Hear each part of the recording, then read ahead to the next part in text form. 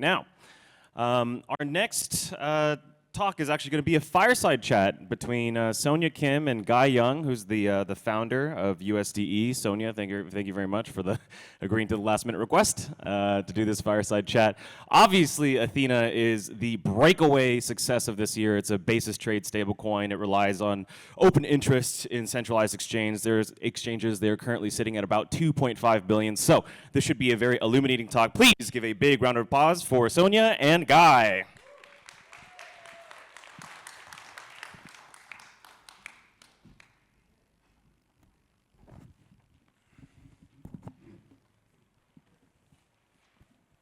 You guys are troopers. Real stablecoin nerds. Well, thank you for sticking with us. And it's me again. Guy, I think Ethena for me was like the most exciting product launch or protocol launch of 2024. So yeah, tell the audience about the background, how you conceived of the idea, and walk us through the journey of launch process and kind of like rising to billions of TVL in a very short amount of time. Yeah, sure. So it wasn't actually my idea to start with. Stole it off of Arthur, who came up with the idea in an article that he posted in March of 2023. So in that piece, he sort of outlined his vision for a Bitcoin-backed stablecoin, where essentially you're putting down BTC as collateral and then hedging it on the other side to create a synthetic dollar out of those two things netting off. It had been something I'd been doing sort of on the side of my day job before I'd sort of quit to start Ethena, but had actually been doing it with Steth and ETH, which I just thought was a more natural sort of asset pair to go along in that construction. And so the interesting piece there was that you obviously had a staking yield now with Steth sort of getting to the size that it did, and you could collect a yield on both sides. And so one of the interesting byproducts of this is that you can actually take what is the two largest scalable forms of yield within the entire space, which is essentially selling block space on Ethereum and the basis within the futures market, and then put that into a single dollar instrument. Yeah, I think in terms of like the launch this year, got to sort of admit that there was like a huge amount of luck in terms of the timing when we came out. I think funding rates were pretty much at like the highs that we'd seen for the last 3 to 4 years. These things I think do come, there's like elements of luck, but you kind of have to do the work and I think have the vision of what's going to come like at the bottom of the bear market. So when we started Ethena, it was when the market was completely dead in 2023. You had to take the view that something was going to come back, and you can't sort of just turn up and try and capture that when it does arrive. And so I think if there's anyone in the room who's sort of builders, it's just one lesson that I think I learned from last cycle, which is all the guys who did the best, you know, the DeFi founders from 2018, 2019, the Stannies, Kanes, Runes, they were all building when everyone had sort of like left the space for dead. And they were obviously there to benefit from that in 2021. And I think it was a similar sort of story with us this cycle. Yeah, absolutely. You guys executed on it very well. So I've heard Ethena be described as a synthetic dollar. And when it comes to, you know, users wanting something that's stable or pegged to the dollar, I feel like after Terra Luna, the last thing you want to hear in a stablecoin product is something like decentralized or synthetic or algorithmic. So I was wondering how you navigated that kind of general fear of depeg risk or you know, like downward spiral that we saw in the sudden collapse of Luna. Maybe like compare and contrast like how things are similar or like completely different to the mechanisms that we've seen in decentralized stablecoins. Yeah, I think the reason that we actually came up with the name, and a few people told us not to do it, was we just wanted to actually make very clear to users that the risk profile was very different to normal fiat stablecoins. So I think one mistake that founders made last cycle is sort of misrepresenting the risk, at least to users, for the products, maybe oversimplifying them, and then people sort of realize that the risks weren't really as presented. So yes, I think it does sound like a more scary product than just calling it a stablecoin, but it's actually quite intentional, which is we want users to diligence what they're actually getting into. And I think that's actually one of the great things about crypto, which is they're permissionless markets that you can engage in if you want, but you need to be an adult to actually like do the work and understand the risk behind the product. So yeah, that was sort of the thinking behind the name. I think the idea of like a decentralized stablecoin is obviously something that captured people's imagination, but it doesn't like really exist, I think, at any meaningful scale. I think that maybe if we jump into like the definition, if you're putting T-bills or like fiat stablecoins behind anything, I don't think we can like legitimately call that decentralized. I think maybe liquidity is the only example of something that's actually truly decentralized, and that's sitting at I think less than 100 million market cap, maybe slightly more. And so the market's actually spoken, and it's told you that it doesn't really care about that quality of decentralization as much as it does about other things. I mean, it's less than 100 times the size of Tether. And so for us, it was really just thinking about what are the qualities that you're actually trying to solve for, what are users actually caring for, and we thought that like leaning into the axes of return and yield alongside liquidity were sort of the two things that we wanted to go and solve for. I think on the question with regards to like Luna and Maker, I think when we came out, we were actually extremely, I think, surprised that actually there were comparisons to Luna. It literally could not be more different, but I think the headline yield was something that people just were sort of shocked by.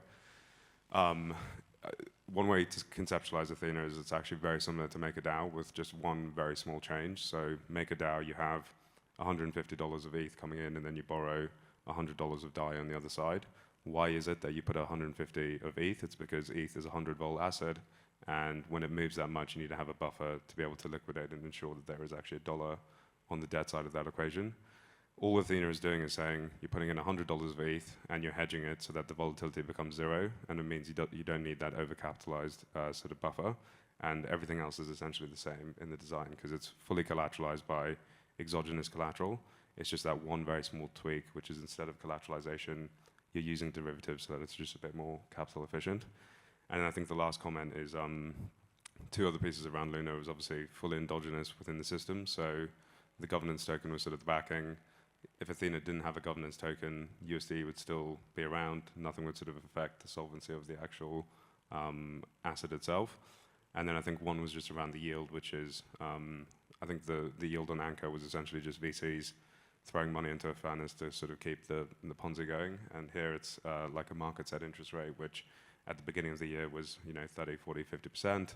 That's come down to 5%, and we're actually totally comfortable with that. The whole point is that it's a market set interest rate, and we're just responding to that interest rate to provide users the access if they want to come into it.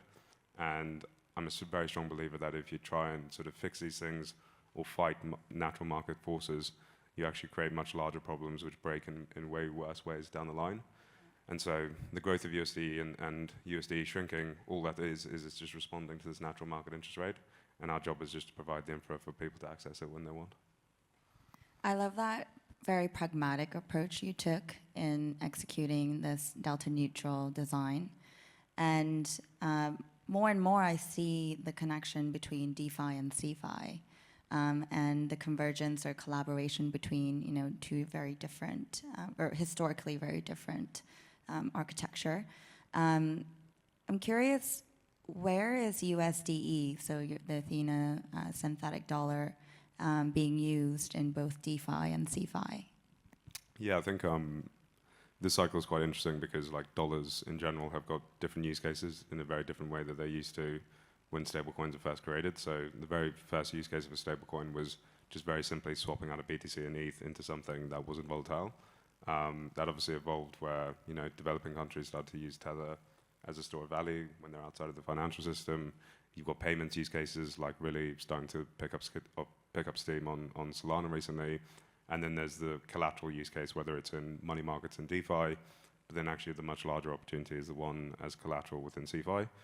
So I think the area that, and this is just maybe taking one step back, I think when you're a startup trying to come into a big market with like large incumbents, you actually have to ask yourself a very honest sort of question of what can I actually do that's 10 times better than the guy who's already dominating the market? Coming in and just saying, we're going to give 5% yield with treasuries versus the Tether, it just doesn't move the needle enough for users to care about actually swapping out its size. You need to be 10 times better on some sort of quality. And for us, it was just saying the use case of collateral, it's actually quite compelling to be able to produce a high risk-adjusted return on the collateral to offset your funding costs while you're trading derivatives. And so for us, we sort of look at, there's around $30 billion of demand for Tether on centralized exchanges just for margining derivatives. And for us, actually just getting there on centralized exchanges to offset people's funding costs is a huge use case for us. That makes a lot of sense. You recently had a big announcement there, right, with the SEX? Yeah, so Bybit is now the largest centralized exchange, second largest centralized exchange for derivatives. We actually surpassed USDC on Bybit that month. Congrats. So the point there is the yield-bearing nature of this should be more efficient in terms of being collateral, right? Yeah, exactly, and you can sort of extend that to options use cases on Deribit or whatever it is. I think the idea of really stacking together different composable like money blocks within crypto has always been one of the things that interests me the most. And this idea of just taking an embedded yield and then doing everything else that you would be doing as normal is pretty powerful. In the real world, of course, we had the 50 bips reduction in rates, and some, I guess, RWA bears are saying we had reached peak RWA. How do you think the rates coming down would impact the demand for Ethena?